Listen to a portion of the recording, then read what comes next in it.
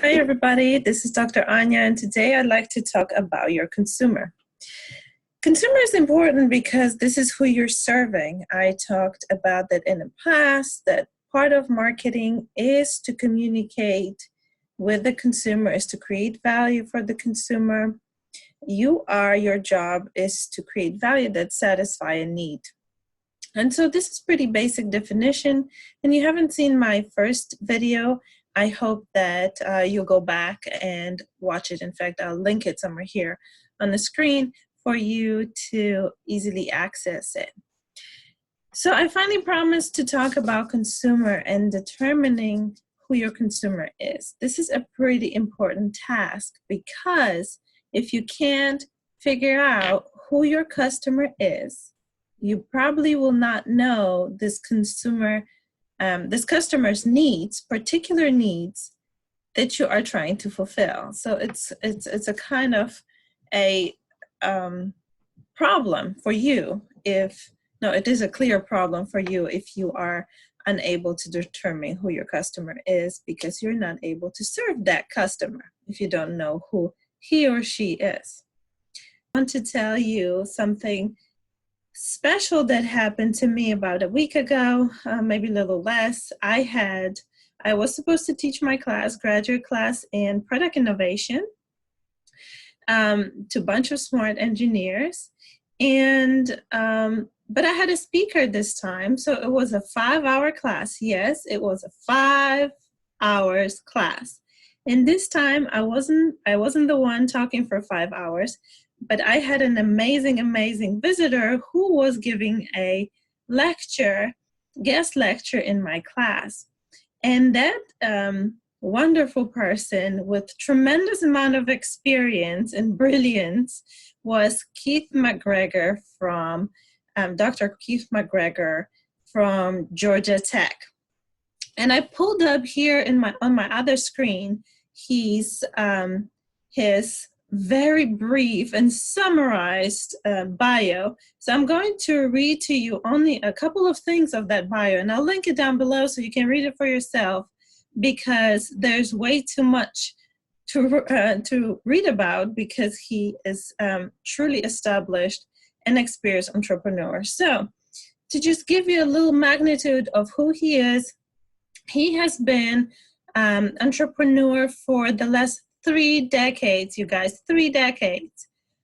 His first company, Artificial Intelligence Atlanta, was the first AI company in the Southeast, which led to a gig in robotics for Lockheed. He has been a founder and co-founder of 6 software companies. 6, okay? Keith wrote and shipped the first 3D program and the first, listen to this, first color paint program for the Macintosh. He developed the color architecture for the Macintosh, wrote substantial portions of the graphics system, and managed the graphics groups at Apple Computer. So this is amazing, but that's just scratches or barely scratches the surface because he's now a director of the GVU Center, which inspires and enables interdisciplinary research in people-centered computing technology, creating new innovations for society. He's also a director of Georgia Tech Venture Lab and so on. Again, I'll link that bio down below so you can read it for yourself. Bottom line, an amazing individual, very established, he's very experienced, okay? So I was sitting there in awe that that I was lucky that he spoke in my class because even though I also hold a PhD, I'm obviously nowhere near as experienced as he is. So it was a great experience for my students and for myself. Okay, so the reason why I'm really talking about this is because he was talking about startups, right?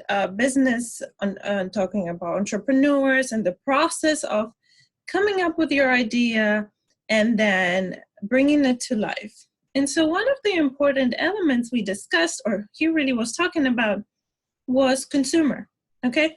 Who is your customer? And something very important that I always say, and he also definitely mentioned on several occasions, was that you may have an amazing idea, okay, or a great product, but if nobody wants it, you probably will not succeed with it, because if nobody wants it, nobody's going to buy it, okay? So you need to know whether your customer even wants the product that you are trying to launch, okay? That takes you back to, my light. Apparently, I don't move enough in my office, and my light turns off. Okay, anyways, get back to business. So your customer. So let's talk about customer. So there are different ways of viewing your customer. Customer, in general, if you look at everybody, right? You don't want to serve everybody. Everybody, by everybody, I mean the entire population. All customers could be of your interest, but shouldn't be, because you cannot serve them all. So instead of serving or trying to serve entire population, we divide that population into small, what we call segments, or I like to think of it as pieces of pie. We are serving a small slice of pie of individuals who are similar to one another on certain characteristics. Those similarities make them, like I said, a unified group, so similar to one another, but different from others, okay? And those characteristics can be something as simple as demographics and geographic type of segmentation, and also psychographic. So what are those things? First, demographics. Demographics are very basic. Your gender, your occupation, your educational status, how much you earn, those things are, how old are you? Those things are obviously very, very important, because they define who you are and also have a degree of, they do affect what you buy, okay? And how much you may be able to spend on certain things. Okay, so these are basic demographics. The most basic demographic segmentation, so dividing into slices of pie, segmenting, dividing a larger population into those segments, slices of pie, would be on gender. Okay, so there's a male segment and female segment. And because females may have certain needs that males don't have, then that's your basic segmentation. However, because there's so much competition and differentiation among the customers, so not every female is the same, or even groups of females are not the same, okay? We usually don't think in terms of one-on-one comparison, but groups of people.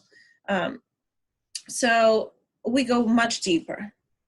So we can have different factors, different elements, different characteristics from the demographic representation. So we can do educational status, occupation, age, and gender. Okay, so it's a combination of factors there. Next type of segmentation is geographic. So that's pretty simple, because it is based on a region where you live or your customer live.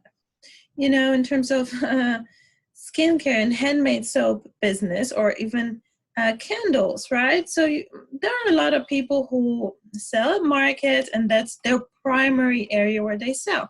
So they obviously serve people in that small area, okay? So that's a very specific geographic segmentation in that case. Now, e-commerce will serve much broader area, or even you can serve a metro area if you're in the biggest city. Now, you can do a combination of geographic and demographic, which would be advised. Now, next way of segmenting, and another basic way of segmenting would be psychographics. Psychographics are motivations for buying, the activities, the beliefs, the values that your customer holds, and what makes them behave a certain way, how they spend their free time. In other words, what motivates them to behave a certain way, and for us, what's interesting, what motivates them to buy. Okay, so that's quite a basic overview of ways we can divide bigger population of consumers into smaller segments of customers, right? Segments based on similarities among group members. Now, Dr. McGregor came in with a great PowerPoint, and I'm going to quote here. I have it on my other screen, because I thought it was a great of putting it. So there are three elements you want to look at. So customer jobs. And again, this is Dr. Keith McGregor's PowerPoint. What customers are trying to get done in their work or in their life. So what is it that they're trying to do? Okay, this is something that you should probably take into consideration. Not probably, but definitely take into consideration. Okay, what is it that they do? All right, next, let me move that. What are customer pains? Describe bad outcomes, risks, and obstacles related to customer jobs. Again, this is in terms of what they do in their life or in their job. Think about a little bit more abstract. For example, in skincare business, we think about things like, what does customer do? Well, customer wants to cleanse his or her body, right? This would be a very basic way. Or maybe they have sensitive skin and they want to kind of be mild. They want mild cleansing. Okay, so what is a concern? Well, what's the pain? That they will strip off their skin mantle and then the oils of the skin, and it's just going to be too harsh. That's a serious concern, right? So the next one would be, what are some customer gains that you need to think about? So describe the more or less expected benefits the customer is seeking. So think about it that way. You have a customer with sensitive skin, or let's just stay there. What's the risk? The pain is that, the skin can get itchy, irritated, dry, okay? Again, we're not trying to heal any skin problems. We're not trying to treat, but we definitely don't want customers to feel the pain, and the pain meaning the concern that the customer has about drying out skin, which then becomes irritated. So we want to alleviate those pains by offering gains. Customer is trying to gain out of this? Customer is trying to gain nourished, moisturized, clean skin that is glowing. Okay? So this would be a very basic explanation of what this means. So we have customer jobs. What jobs does the customer need to perform in their life or in their jobs?